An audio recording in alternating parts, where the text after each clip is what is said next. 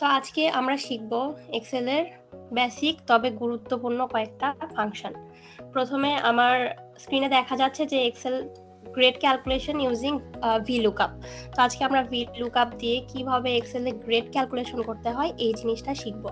আপনারা আমার স্ক্রিনে দেখতে পাচ্ছেন এখানে পার্সেন্টেজ আছে, গ্রেড আছে, শিক্ষার্থীদের নাম আছে, এখানেও পার্সেন্টেজ আছে এবং এখানে গ্রেডগুলো দেওয়া আছে। তো এই গ্রেডগুলো আমরা এই গ্রেডগুলো ক্লিয়ার করে দিলাম। ওকে, এখন আমরা এখানে আমাদের যে VLOOKUP এর যে ফাংশনটা আছে বা যে ফর্মুলাটা আছে এই ফর্মুলাটা আমরা ইউজ করব। আচ্ছা, শুরুতে ফর্মুলাটা ইউজ করার আগে আমাদেরকে বুঝতে হবে যে আমরা আসলে কি চাচ্ছি। আমরা যেহেতু এখানে শিক্ষার্থীদের গ্রেড নির্ণয় করতে যাচ্ছি পার্সেন্টেজ থেকে, তো আগে আমাদেরকে এই পার্সেন্টেজ আর এই গ্রেডটা বুঝতে হবে।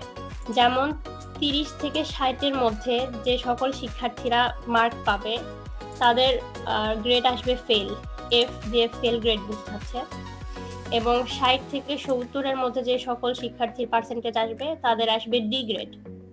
এবং 70 থেকে 80-র মধ্যে যে সকল শিক্ষার্থীর পার্সেন্টেজ থাকবে তাদের আসবে বি গ্রেড, তো সি গ্রেড সরি। তো সেম ওয়াইজ এখানে আপনারা বুঝতে পারছেন যে এরকম 80 থেকে 90 গ্রেডের মধ্যে যারা থাকবে তারা বি, এবং 90 থেকে 100-এর মধ্যে যারা থাকবে তারা এ।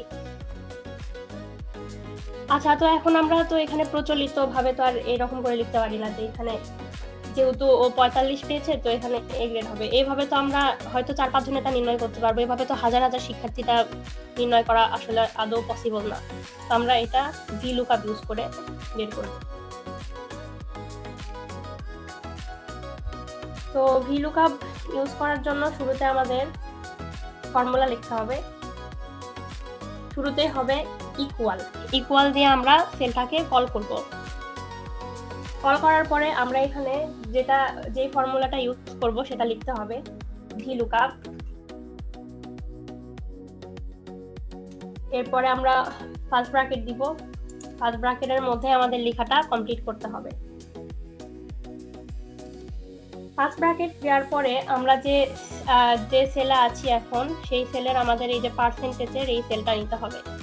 এই পার্সেন্টেজের সেলটা আছে এই যে আই এবং নাম্বার আছে এই রোটা আছে 3-এ।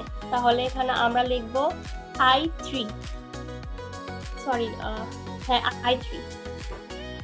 I3 আইতে বোঝাচ্ছে আপনার উপরের যে কলামটা আছে এই যে কলামের এই আই, কারণ আমরা পার্সেন্টেজের এই সেলটাকে কল করব, এবং রো এর যে 3 আছে এটা হচ্ছে রো এর 3, এই যে 3।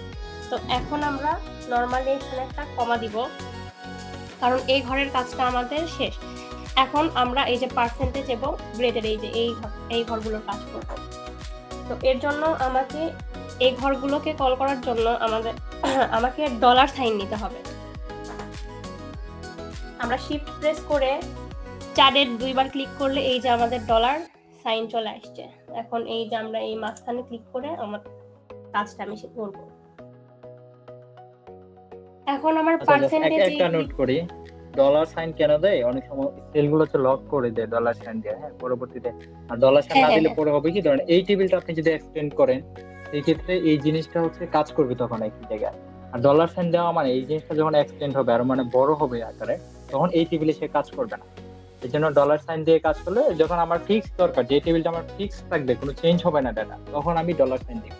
আর যখন আমার ডাটাগুলো ঠিক আছে ভেরিয়েবল থাকবে, মানে চেঞ্জ হইতে থাকবে, আমার টেবিল গুলা আমি বাড়াইতে পারি কমাইতে পারি, তখন ডলার সাইন দেওয়া যাবে না। কারণ এক্সেল এরকম দিলে হয় কি, ওরা টেবিল নামটা নেয়, এই মানে আপডেট আছে যেটা টেবিল নাম নেয়। আগে হয়তো নিত যে কলাম এত থেকে এত পর্যন্ত, রো নাম্বার এত পর্যন্ত, ঠিক আছে।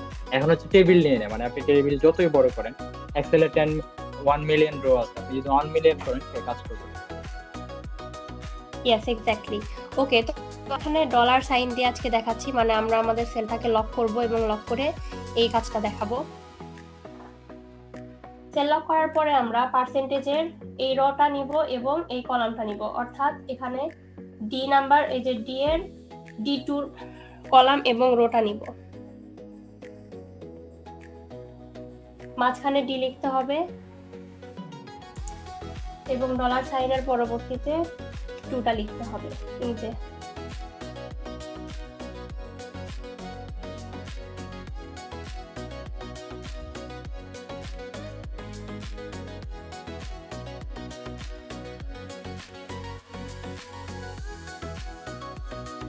আচ্ছা, এখন আমরা একটা কলাম চিহ্ন নিব।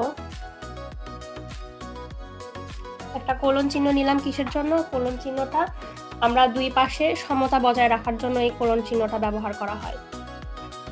সেম অ্যাজ এখন আমরা এই রো এবং এই কলামটা নিব, শেষের রো এবং কলামটা নিব।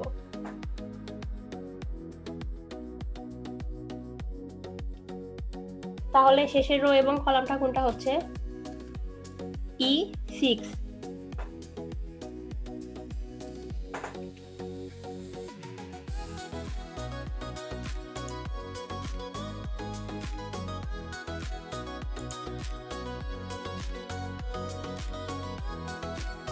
দেখেন আমাদের এই পুরোটাই কিন্তু সিলেক্টেড হয়ে গেছে।